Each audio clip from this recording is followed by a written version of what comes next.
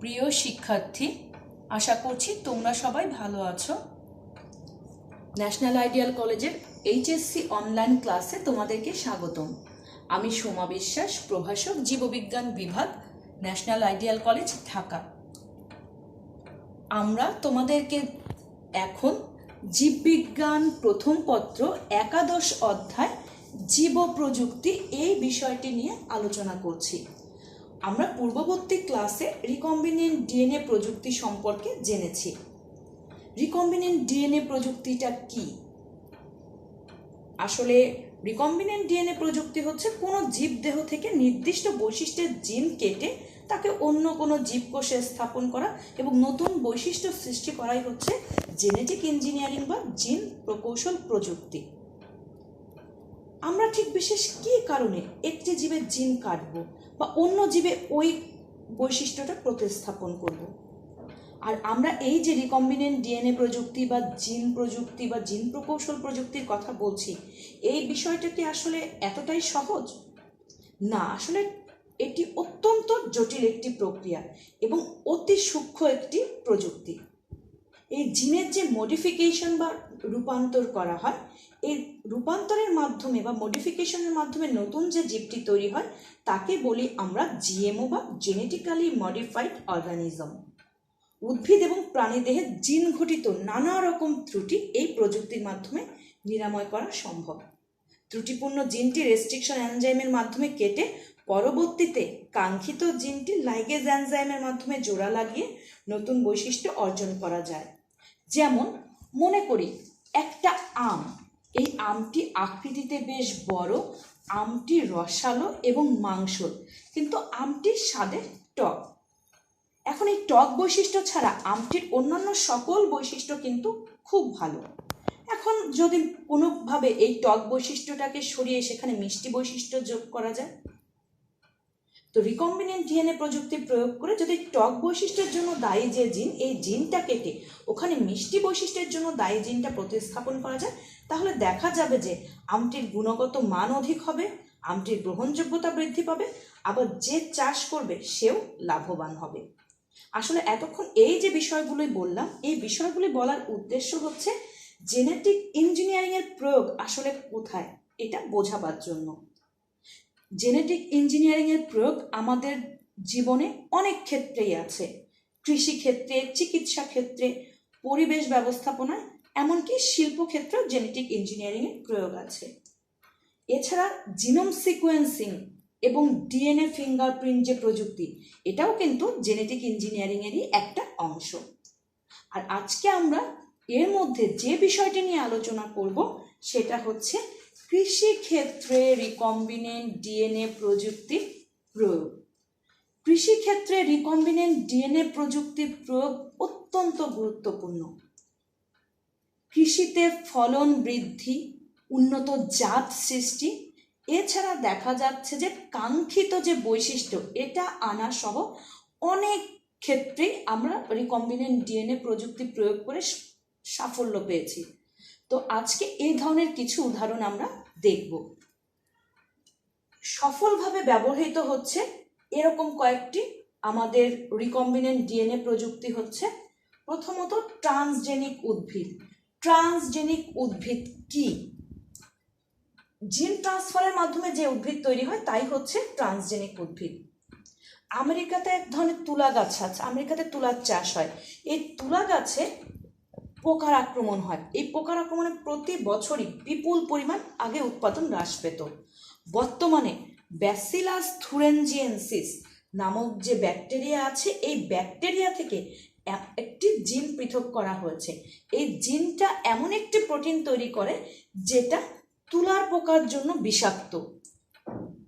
তো এর ফলে ওই যে জিনটা পৃথক করা হয়েছে, জিনটা ব্যাসিলাস থুরেনজিয়েন্সিস থেকে ওই বিষাক্ত প্রোটিন সৃষ্টিকারী জিনটি পৃথক করে এটা তুলা গাছে আমাদের রিকম্বিনেন্ট ডিএনএ প্রযুক্তিতে প্রতিস্থাপন করা হয়েছে। এর ফলে দেখা যাচ্ছে যে এখন তুলা গাছে এখন পোকার আক্রমণ আর ঘটে না। এদিকে একদিকে যেমন উৎপাদন বৃদ্ধি পেয়েছে, অপরদিকে কোনো কীটনাশক প্রয়োগের প্রয়োজন হচ্ছে না। এর ফলে মাটি, পানি এবং বায়ু দূষণও হ্রাস পেয়েছে। বর্তমানে আমেরিকাতে যে সকল ফসল চাষ হয় তার মধ্যে ভুট্টার 40 ভাগ, তুলার 50 ভাগ এবং সয়াবিনের 45 ভাগই হচ্ছে ট্রান্সজেনিক প্রকরণ। বর্তমান সময় পর্যন্ত প্রায় 60টি উচ্চ শ্রেণীর উদ্ভিদ প্রজাতিতে ট্রান্সজেনিক প্রক্রিয়া সফলভাবে প্রয়োগ করা হয়েছে। 2 নাম্বার যেটা আমরা দেখতে পাচ্ছি সেটা হচ্ছে গোল্ডেন রাইস বা সুপার রাইস। গোল্ডেন রাইস বা সুপার রাইস কি? এটি একটি বিশেষ ধরনের চাল। এটি এমন এক ধরনের ধান যে ধানে প্রচুর পরিমাণে ভিটামিন এ এবং আয়রন থাকে। বাংলাদেশ সহ এশিয়ার বিভিন্ন দেশের ছোট ছোট ছেলে মেয়েদের মধ্যে ভিটামিন এ এর অভাব রয়েছে। এই অভাব পূরণ করার লক্ষ্যে সুইডিশ বিজ্ঞানী ইঙ্গো পোট্রেরোস এবং জার্মান বিজ্ঞানী পিটার বেয়ার রিকম্বিনেন্ট ডিএনএ প্রযুক্তি ব্যবহার করে জ্যাপোনিকা টাইপ ধানের টাইপটা হচ্ছে জ্যাপোনিকা। এই জ্যাপোনিকা টাইপ ধানে ড্যাফোডিল ফুল থেকে আমাদের 2টি বিটা ক্যারোটিন জিন এবং আয়রন তৈরির জিন প্রতিস্থাপন করেছেন।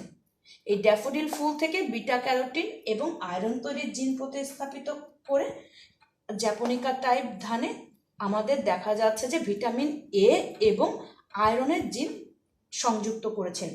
এর ফলে এই যে জ্যাপোনিকা টাইপ ধান এরা হচ্ছে অধিক ভিটামিন এ এবং আয়রন সমৃদ্ধ। এই ধানের চাল যারা খাবে বা এই ভাতটা যারা খাবে তারা দেখা যাচ্ছে যে ওই সকল শিশুরা সহজে রাতকানা রোগে আক্রান্ত হবে না এবং তাদের আমাদের যে আয়রনের ঘাটতি সেই আয়রনের ঘাটতিটা পূরণ হবে। এরপরে আসি আগাছা নিধনকারী পদার্থ সহনশীল উদ্ভিদ। ফসলের ক্ষেতে যে আগাছাটা হয় তা ফসলের অনেক ক্ষতি সাধন করে। এর কারণে ফসলের বৃদ্ধি যথাযথভাবে হতে পারে না। এই ফসলের আগাছা নিধনের জন্য গ্লাইফোসেট নামক এক ধরনের আগাছানাশক ব্যবহার করা হয়। গ্লাইফোসেটটা খুবই ভালো আগাছানাশক। পৃথিবীতে যে মারাত্মক যে 78টি আগাছা আছে তার মধ্যে 76টি আগাছাই ধ্বংস করতে পারে এই গ্লাইফোসেট নামক পদার্থটি বা আগাছানাশক পদার্থটি। কিন্তু এর একটি ক্ষতিকারক দিক হচ্ছে এই যে গ্লাইফোসেট এটি আগাছার সাথে সাথে ফসলও আমাদের নিধন করে ফেলে। দেখা যাচ্ছে ফসল যে রোপণের পূর্বেই যদি গ্লাইফোসেট প্রয়োগ করা হয় সেক্ষেত্রে আগাছা নিধনটা ভালো মতো সম্ভব, কিন্তু ফসল লাগানোর পরেও তো অনেক ক্ষেত্রে আগাছা নিধন করার প্রয়োজন হয়। সেক্ষেত্রে গ্লাইফোসেটটা ফসলটাকে ধ্বংস করে ফেলতে পারে। এখন বিজ্ঞানীরা পরীক্ষা করে দেখেছেন যে কিছু ব্যাকটেরিয়া আছেন যাতে কিছু এনজাইম থাকে। এই বিজ্ঞানীরা কিছু ব্যাকটেরিয়া দেখেছেন, এই ব্যাকটেরিয়াতে অবস্থিত এনজাইমটা কি করতে পারে, এই গ্লাইফোসেট যে যৌগ এই গ্লাইফোসেট যৌগটাকে ভেঙে দিতে পারে। বিজ্ঞানীগণ ব্যাকটেরিয়া থেকে এই জিন পৃথক করে রিকম্বিনেন্ট ডিএনএ প্রযুক্তিতে বিভিন্ন উদ্ভিদ যেমন তুলা এবং সয়াবিন উদ্ভিদও অন্তর্ভুক্ত করেছেন। এখন এই সকল ফসলের জমিতে নিশ্চিন্তে গ্লাইফোসেট ব্যবহার করা যায়। এর ফলে দেখা যাচ্ছে যে গ্লাইফোসেট ব্যবহার করার ফলে আমাদের এই যে ফসলটা ধ্বংস হচ্ছে না, কিন্তু আগাছা ঠিকই মারা যাচ্ছে। গুণগত মান উন্নয়নে অস্ট্রেলিয়াতে ভেড়া পালন করা হয়। এই ভেড়া পালনটা খুবই জনপ্রিয় একটা ব্যবসা। ভেড়া থেকে মাংস পাওয়া যায়, পশম পাওয়া যায়। আর এই ভেড়া খায় ক্লোভার জাতীয় ঘাস। এই ক্লোভার জাতীয় ঘাসে দেখা যাচ্ছে এই ঘাসের প্রোটিনে সালফারের অভাব রয়েছে। এখন এই অভাব মেটানোর জন্য বিজ্ঞানীরা এই ক্লোভার ঘাসের কি করেছেন, এই ক্লোভার জাতীয় ঘাসে সালফার যুক্ত করেছেন। আমাদের সূর্যমুখীর যে সালফার অ্যামিনো সৃষ্টিকারী যে ব্যাকটেরিয়া, সূর্যমুখী সালফার অ্যামিনো সৃষ্টিকারী জিনটা পৃথক করে রিকম্বিনেন্ট ডিএনএ প্রযুক্তিতে ক্লোভার ঘাসে সংযুক্ত করা হয়েছে। এর ফলে ওই ঘাস খেলেই ভেড়ার লোম উন্নত হচ্ছে। পৃথকভাবে ভেড়াকে কোনো ধরনের সালফার সমৃদ্ধ খাবার দেওয়ার প্রয়োজন হচ্ছে না। দীর্ঘজীবী টমেটো তৈরি। আমরা দেখেছি টমেটো একটু যদি পাকে, টমেটো পাকার পরে টমেটোটা কেমন একটা পচে যায়, নরম হয়ে যায়। এর কারণ হচ্ছে টমেটো পাকলে পলিগ্যালাক্টো ইউরিনেজ নামক এনজাইম নিঃসরণ হয়। এই পলিগ্যালাক্টো ইউরিনেজের প্রভাবে ফল পাকার সাথে সাথে ফলটা নরম হয়ে যায়। এন্টিসেপ প্রযুক্তি প্রয়োগ করা হয়েছে। বিজ্ঞানীরা এন্টিসেন্স প্রযুক্তির মাধ্যমে এই যে পলিগ্যালাক্টো ইউরিনেজ নামক এনজাইম নিঃসরণকারী জিন, এই জিনটাকে নিষ্ক্রিয় করে নতুন ধরনের টমেটো তৈরি করেছেন, যার নাম হচ্ছে ফ্লেভার টমেটো। এবং এই টমেটোটা পাকার পরেও দীর্ঘদিন সুস্বাদু থাকবে এবং অপচনশীল থাকবে। রোগ প্রতিরোধক্ষম জাত। রিকম্বিনেন্ট ডিএনএ প্রযুক্তি প্রয়োগ করে ব্যাকটেরিয়া, ছত্রাক এবং নানা ধরনের কীটপতঙ্গ প্রতিরোধী জাত উদ্ভাবন করা হয়েছে। বর্তমানে tobacco mosaic virus, potato virus, papaya ring spot virus, এই সকল রোগ প্রতিরোধী জাত উদ্ভাবন করা সম্ভব হয়েছে। এর পরবর্তী যে পয়েন্ট সেটি হচ্ছে নাইট্রোজেন সংবোধনে। কিছু ব্যাকটেরিয়া আছে, এই যে সকল ব্যাকটেরিয়া বায়ুর মুক্ত যে নাইট্রোজেন, এই নাইট্রোজেনটাকে মাটিতে সংবোধন করতে পারে। এখন এই নাইট্রোজেন সংবোধনের জন্য দায়ী জিনটা হচ্ছে নিফ জিন। এখন নিফ জিনটা কি হচ্ছে? এই নিফ জিনটা হচ্ছে আমাদের নাইট্রোজেন সংবোধনের জন্য দায়ী জিন।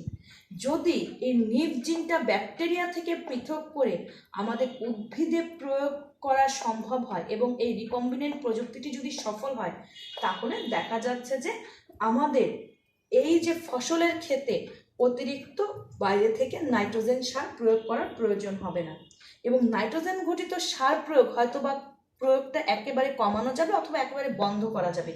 এতে যেমন সার প্রয়োগের খরচটা কমবে, আবার তেমনি পরিবেশ দূষণটা হ্রাস পাবে। দ্যুতিময় উদ্ভিদ সৃষ্টি। আমরা তো জোনাকি পোকা সবাই চিনি, তাই না? জোনাকি পোকাতে আলোক যে তৈরি হয়, জোনাকি পোকাতে আলোক সৃষ্টিকারী যে জিনটা, সেই পদার্থটার নাম হচ্ছে লুসিফেরিন। আলোক তৈরি হয়, জোনাকি পোকার যে দ্যুতি তৈরি হয় বা রাতের বেলা যে আলো নিঃসরণকারী যে এনজাইম, সেই পদার্থটির নাম হচ্ছে লুসিফেরিন। এখন এই লুসিফেরিন পদার্থ নিঃসরণ নিয়ন্ত্রণকারী যে জিন, এই জিনটাকে তামাক গাছে সংযুক্ত করা হয়েছে। এর ফলে তামাক গাছের পাতা থেকে আলো বিচ্ছুরিত হয়, তাই রাতের বেলায় অন্ধকারে ওই তামাক গাছ থেকে আলো জ্বলে, যেটা দেখতে অনেক দৃষ্টিনন্দন।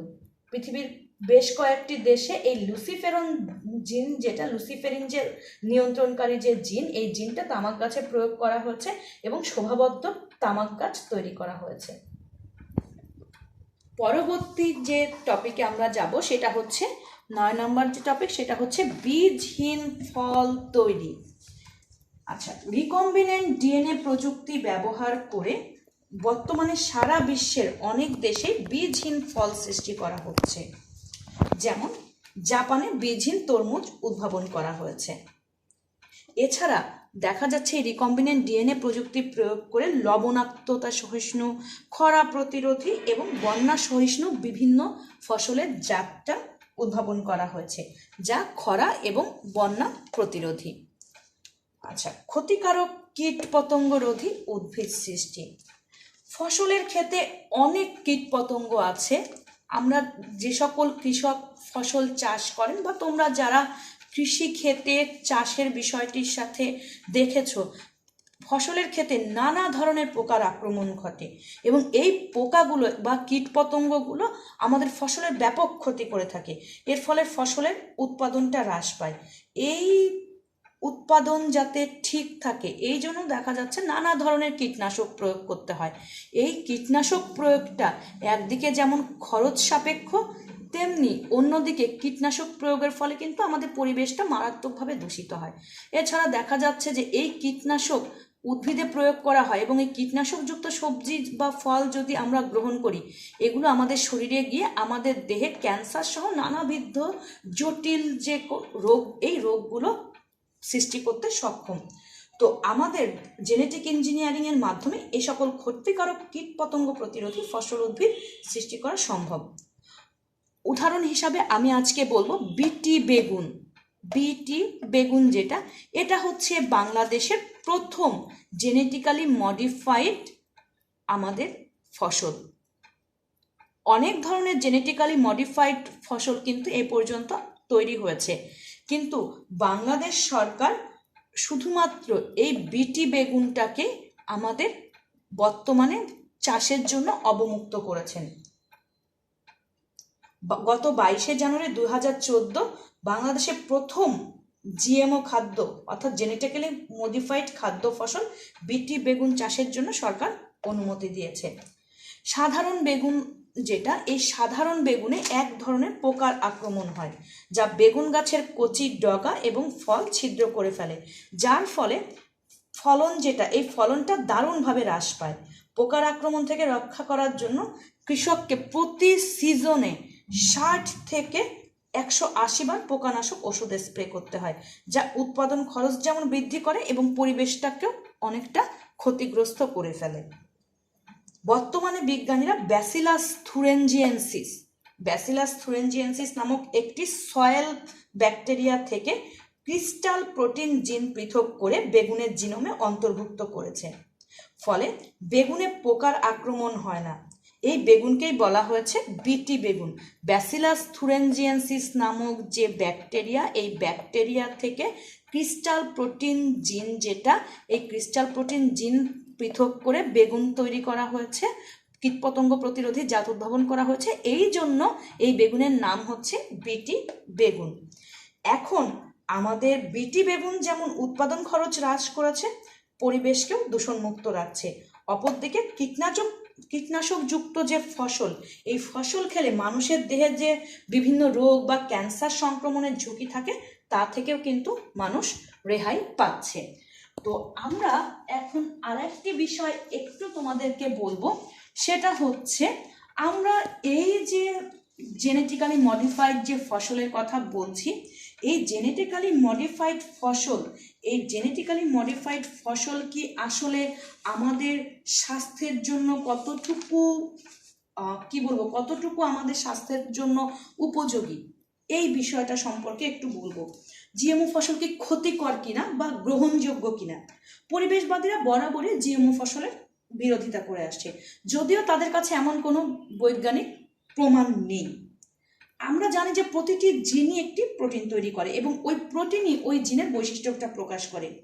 এই যে আমরা যে বিটি বেগুনের কথাটা বলেছি, এই যে বিটি বেগুন যেটা, এই বিটি বেগুনের দেখা যাচ্ছে যে আমাদের বিটি বেগুনটার যে জিন, এই জিনটা বিশেষ পোকার জন্য বিষাক্ত হলেও মানুষের জন্য এটা বিষাক্ত নয়। এছাড়া বিটি বেগুন উদ্ভাবনের পর পৃথিবীর উন্নত দেশে 10টিরও অধিক গবেষণাগারে মাছ, মুরগি, ছাগল, খরগোশ, ইঁদুর ইত্যাদি প্রাণীর উপর গবেষণা করা হয়েছে এবং এই গবেষণায় কোনো ক্ষতিকর প্রমাণিত হয় নাই। কাজেই আমরা দ্বিধাহীনভাবে কিন্তু এই বিটি বেগুনটা খেতে পারি।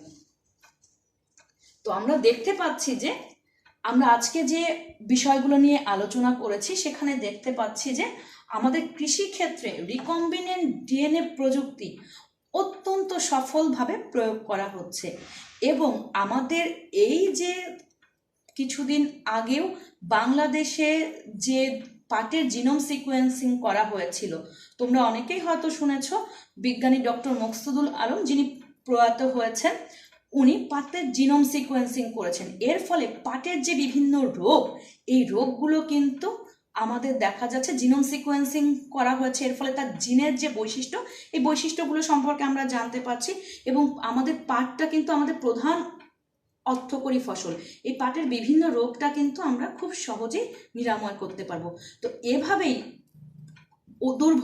সুদূর ভবিষ্যতে দেখা যাবে যে আমাদের এই রিকম্বিনেন্ট ডিএনএ প্রযুক্তি প্রয়োগ করে আমরা কৃষিক্ষেত্রে এতটাই সাফল্য অর্জন করতে হয়তো বা পারবো, যার ফলে আমাদের খাদ্যে স্বয়ংসম্পূর্ণতা অর্জন হবে এবং আমাদের শরীরে যে বিভিন্ন পদার্থের ঘাটতি, বিভিন্ন পুষ্টিকর পদার্থের ঘাটতি, এটা রিকম্বিনেন্ট ডিএনএ প্রযুক্তির মাধ্যমে যে সকল জিএমও বা জেনেটিক্যালি মডিফাইড যে ফসল তৈরি হবে, সেখান থেকে মেটানো সম্ভব হবে। তো আজকে এ পর্যন্তই, পরবর্তী ক্লাস পর্যন্ত আমাদের সাথে থাকবে। ধন্যবাদ।